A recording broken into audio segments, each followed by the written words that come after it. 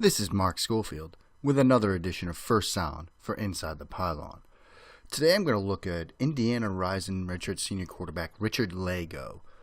And there's actually a dual set of inspirations for this piece. First of all is the fact that Lagow is a player that I'm fairly high on as we enter the next season, certainly the next draft season. He's somebody that hasn't gotten a lot of attention right now, although, here we are in the end of June. It's still very early. But Lagow's a player that from the tape review that I've done on him, he's somebody that, although I'm very reluctant to get on hills, given the quarterback class, the depth in it, and the number of players that we're all going to be looking at as we head to the next draft cycle, Lagow's a guy that I'm very interested to watch going forward because he's somebody I think that can really play the position very well and has a lot of promise for the year ahead and perhaps down the road as he looks to enter the NFL. So he's somebody that you should also keep an eye on. So his play is one of the inspirations for the video that I'm about to do. And another is a piece that my good friend Kyle Krabs over at NDT Scouting did recently, talking about how to identify sort of NFL-type throws in the era of the spread offense and the RPO-type offenses. His piece was centered on USF quarterback Quinton Flowers, another senior quarterback that people should be doing some work on this draft cycle. And, Kyle's piece was very interesting and very well done, how he looks at, trying to identify anticipation throws and, trying to spot when the quarterback should get the ball out of his hands or if he's more of a see-it-throw type guy. So sort of building off of the work that Kyle had done, I want to highlight two throws from Lagow against Michigan State here. But for those of you that don't know Richard Lagow, he was a guy that enrolled at Oklahoma State, left school, went to a community college for a couple years in Texas. That's where he's from. Came to Indiana this past season as a redshirt junior. Took over the starting job right away. Put up some decent numbers in the Big Ten. Was the number 2 passer in the Big Ten last year. And I'm expecting some pretty big things from him this year. Now that he'll have a full year under his belt in the Big Ten in Indiana's offense. He was more of a pocket-type guy coming out of high school when he was recruited by Oklahoma State. At Indiana, he's running more of an RPO spread-type attack. A lot of times Indiana will go up-tempo. But you can see some NFL throws in him, some NFL-type anticipation from him. And one of the concepts I'm going to kind of talk about is something that I was taught when I was playing, both in high school and more so even in college, sort of the concept of, think, confirm, and throw. And what I kind of mean by that is get an idea of what you expect from the defense pre-snap, based on what you're seeing, based on reading your keys. Confirm that as soon as you can post-snap and get the ball out right away. So think, confirm, throw. That's kind of what we're going to be focusing on. Again, 2 plays against Michigan State, both on the same style of offensive concept. We're going to see an out route on the outside. A go route on the outside and an out route of varying depths from the inside. And the reason why you'll see that against Michigan State is Michigan State is a base cover 2, cover 4 type team. That's what they do. And that combination, that sort of, whatever you want to call it, when I was in college, we called it 91 or 19. Patriots call that D-Go. At least they've called that in the past. Some air raid type teams call that, I think it's Indy 5, where you get the out route on the outside. The go route on the outside and the out route from the number 2 receiver. And it's a good way to attack those coverages because if you think about your rules, cover 2, cover 4, this outside corner, he's going to have to sink and gain depth on the vertical route, freeing up this area for the out. So it's sort of a good way to attack that coverage scheme, but the quarterback's going to, again, think, confirm, and throw. So we're going to look at this first play here, and I've got a little bit of the sort of pre-snap look from the defense. Again, let's go through what Lagow sees pre-snap. First thing, right off the top, you got 2 high safety look. You've got this corner in press, and this guy's off a little bit. But again, with the 2 high safeties, you're thinking right now, okay, cover 2, cover 4. This is kind of what they're looking. Maybe with this guy in press and this guy off, maybe we're going to get a little combo look with cover 2 here, cover 4 here, maybe a cover 6 look overall. So that's what you're thinking as a quarterback pre-snap. And the play call, obviously. You've got go route, and you're going to get the speed out here from the slot. They're going to have an RPO look here. Running back's going to come this way. Lagow's going to open to his left, put the ball in his belly, the running back's belly, looking to this side of the field all the way. This is what he's looking at. And again, pre-snap, at least at this point, he's thinking, okay, it's a cover 2, cover 4 type look. Maybe combination coverage with a little bit of a cover 6 here. Now this guy rolls down. So now we're thinking a little bit more. This is more cover 2. This guy's in press. This guy's coming to lock down. Maybe it's a cover 2 man underneath type thing. Either way, if it's cover 2 or cover 2 man under, this guy's going to be staying with the go route. That corner is going to turn and run with him. This out should be open. And now let's talk a little bit about the leverage we see here. We've got a linebacker. This is their star linebacker. This is of base 4-3, something Michigan State does a ton of, on a slot receiver, a shifty guy in Page. That's a good line. That's a good matchup for the offense. 2nd and 7, you're going to get the out route, inside leverage from a linebacker on a slot receiver. Again, that's a nice little favorable matchup that Lagow should be able to exploit. So now at this point, ball's ready to be snapped. You've got cover 2 look. Either it's cover 2 man under. That's what he knows pre-snap. That's the information available to him. He needs to confirm that, and that's what he's going to do. He'll take the snap, open this way, and confirm it, looking out over here, seeing what this corner does. That's going to give him his keys to make the throw. And you can kind of see it here. They're at the mesh point. What can he see? He sees linebacker squatting on this route. He's not dropping into his zone. He's squatting right on the receiver. Again, man key right there. And you see it barely here. That's the cornerback's feet. He's getting a jam on him, then he's going to turn and run with that. You see this safety? He's retreating to his deep outside zone here. Cover that half of the field. Cover 2 look. He's now confirmed it. He knew it pre-snap. He's confirmed it now post-snap, putting the ball in his belly. But he's going to want to pull the trigger here on that out route to the slot receiver. Now, this is going to be a little bit of an anticipation throw. We'll see a better one in a second here. But this is kind of how you identify, even in a spread-type offense, some NFL-type throws. Because he's going to get this ball out with anticipation. That's what you're kind of looking for. Judge the traits, not the scheme. So right here, he's pulled out. Receiver's making the break. Again, that cornerback is vacated with the go route. Safety is getting some depth here because the go route as well. You've got linebacker on slot receiver. He's in the ready position, and he's going to start pulling the trigger right now as the receiver's into his break. Receiver gets his head around, ball's right there. It's a quick little play, but again, in terms of identifying NFL-type throws, NFL-type anticipation from the spread offense, this is a pretty decent example of it. Going through it in slow motion. He's confirmed it. He knows right where he wants to go with the ball. Gets that little bit of delays to get himself into a better throwing position. And I kind of like that. Because right here,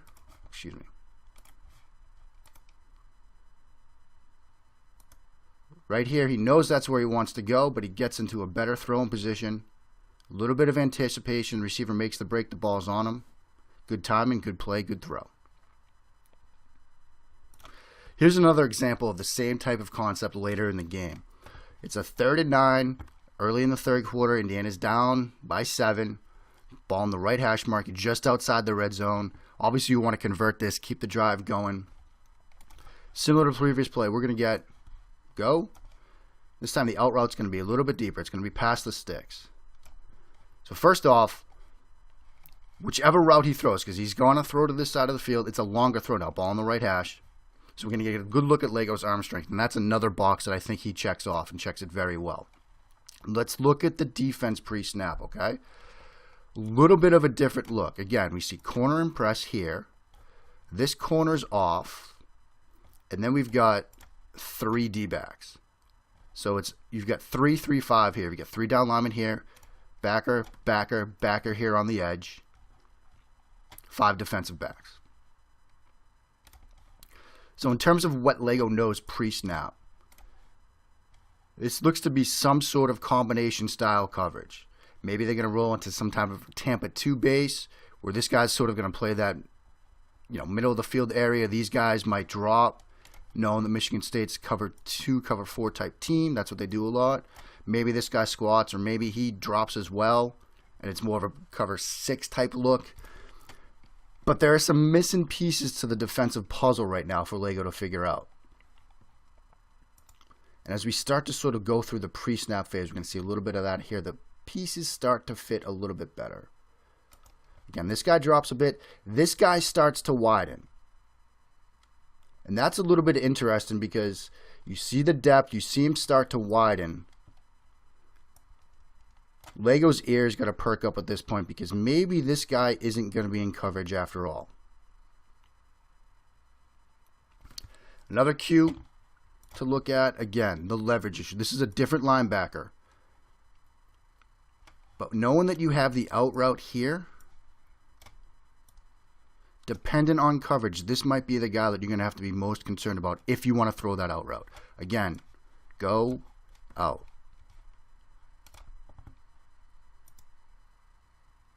Ball is snapped, and what do we see here? This guy's coming. That's the first piece that starts to come to crystallize for Lagow after the snap. So now we're going to get basically cover 4. These guys are off. They're going to drop a little bit. Sort of your basic cover 4, sort of bread and butter for Michigan State. It's just a little different look because this weak side corner here, he's coming. Linebacker here checks the backfield, and rather than looking right at the man, he's going to drop as well. So again, cover 4 look.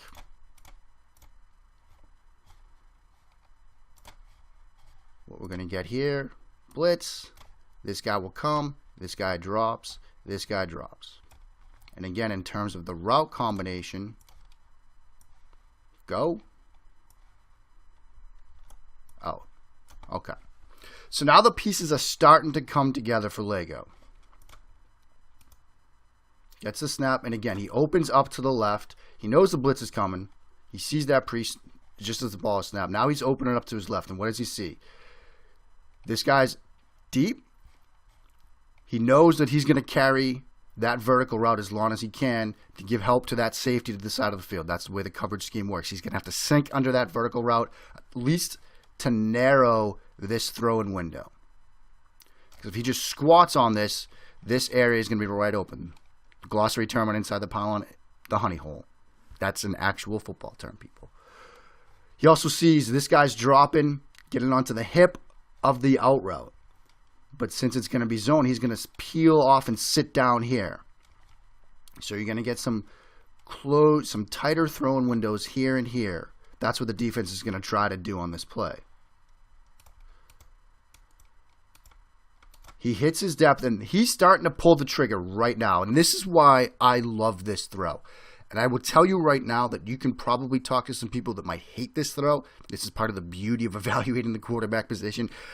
Watching this game, watching the tape, listening to the commentary, the guy in the booth thought this pass was going to be intercepted, thought it was a risky throw.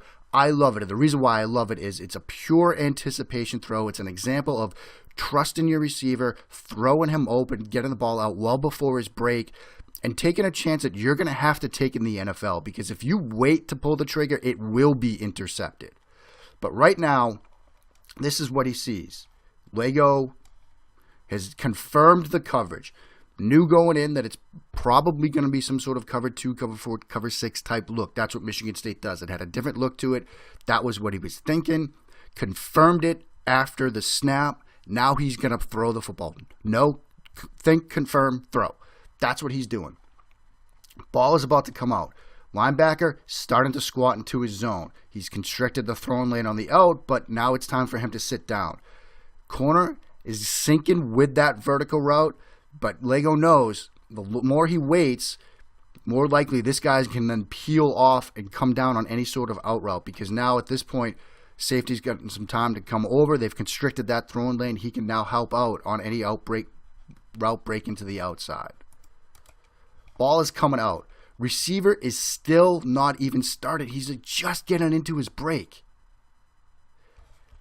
And this is going to eventually be the throwing lane because, again, corner is still sinking, but he's playing zone technique. He's sort of reading the quarterback as well. So he knows Lagow's getting the ball out.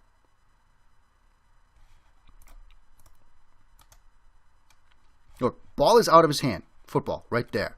Receiver, still getting into his break.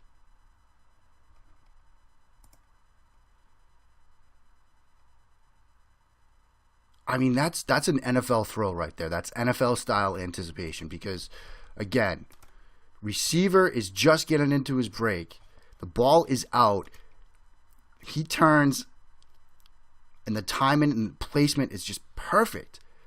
And the trust from Lagow as well, because if Page hesitates, if Page is slow getting into and out of his break, if Page doesn't get to where the football is going to be, if Page doesn't execute his end of the deal, this is going right to that corner. You see, again, the corner was sinking under that vertical route, narrowing that throwing lane, but he was using zone technique, saw the ball coming, peeled off. He's thinking, I've got an easy interception, right?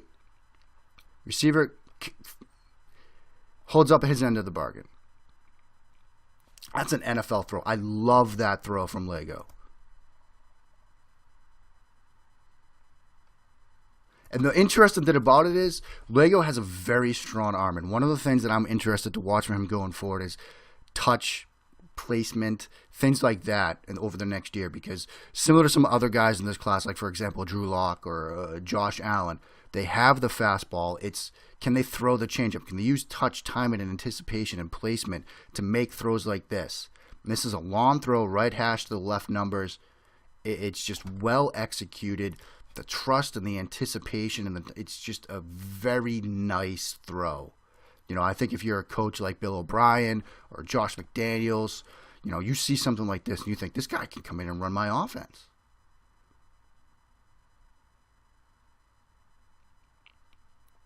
That's just I can't play it enough. I'll play it one more time sort of on full speed just to give everybody a good flavor for it. But I think that, you know, in terms of identifying NFL-type throws in a spread offense, that's one. Now, again, Lagow has some things that he's going to have to work on at the next to be ready for the next level. This is one touch throw, but you know I think that there are some other things that he can do. There are times when he bird dogs routes and stares them down. There are times when I wonder about play speed or getting through progressions and things like that. I mean, I will say on both of these plays, again, he had an idea of what the coverage was. He confirmed it and get the ball out. But you do notice that he was kind of staying to one side of the field. You know, you will want to look for, you know, more full field progression reads and things like that. But on these two plays, I think we saw an example of NFL type processing speed and anticipation and NFL type throws from a quarterback, NFL type decision making from a quarterback in a spread type offense. And so throws like this and other throws and have earned his repertoire and on his tape to date are reasons why I'm really excited about Lagow. I'm really excited to watch him over the next season to see, you know, if he continues to develop, if he continues to progress, because, you know, in a crowded quarterback class like this one, it's going to be hard for some guys to maybe stand out. But I think Lagow is a guy sort of in that next tier that people haven't really talked about yet that could really make some noise if he has a really strong senior season. So give Lagow a look. Obviously, let me know your thoughts, what you think of him on Twitter or anywhere else. I'm high on him right now. We'll see if his senior season lives up to at least to my expectations. But he's definitely a guy I think people should be checking out. So for everybody inside the pylon, thanks for taking the time to watch this video. Check out our YouTube page, youtube.com/inside the pylon. We have new videos coming up every week or so, and we're going to have some more stuff getting up there as we get towards the start of the college and the NFL seasons. Always an exciting time at Inside the Pylon. Always an exciting time to be a football fan, and you know, taking a look at the content that we put out as well as everybody else there. Also, check out that piece from Kyle Krabs over at ndtscouting.com.